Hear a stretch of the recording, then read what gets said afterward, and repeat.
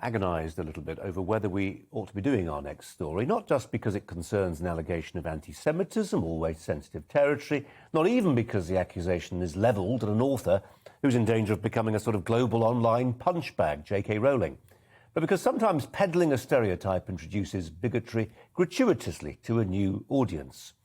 The alleged anti-Semitism that goblins who run Gringotts Bank in the Harry Potter stories play to anti-Semitic stereotypes.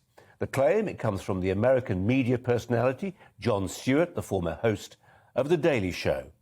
Well, joining me, the editor of the Jewish Chronicle, Jake Wallis Simons.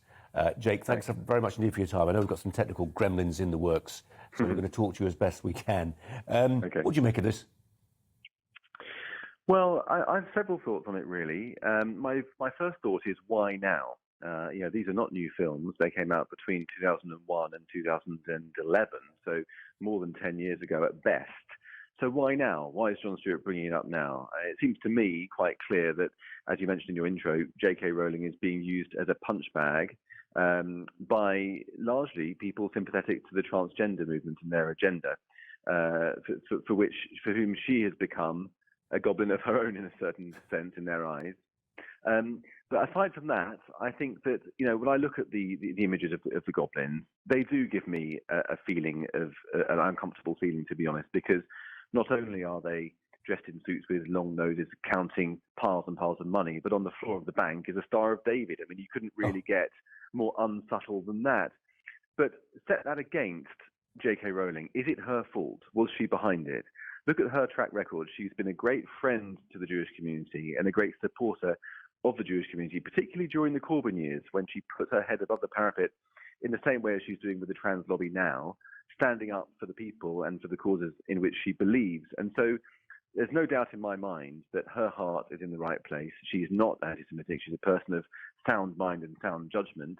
As to how this anti-Semitic trope came to feature in the films, I don't know. But either way, pinning it on her now seems to be politically motivated and pretty unfair. Yeah, it does seem odd that it's taken this long to come out. And I don't know if you know the answer to this, Jake. I certainly don't. Maybe some of our viewers do. If you do let us know. But I know she exerted quite a lot of control over the translation of her books into screenplays and thence into film versions of her stories. For instance, she was very anti the idea of American voices appearing in what she wanted to be very much a British-sounding production. So presumably she had some control over the production, the casting and the sets. Whether she agreed to there being a Star of David on the floor of a counting house, don't know. Yes, you're right. I mean, look, in my view, the worst you could possibly imagine saying of her is that she saw this anti-Semitic trope coming through and didn't pick it up. That's I think the worst. She had a lot of control over it, but she was turned a blind eye for whatever reason, didn't pick it up, didn't see it, didn't notice it, didn't register.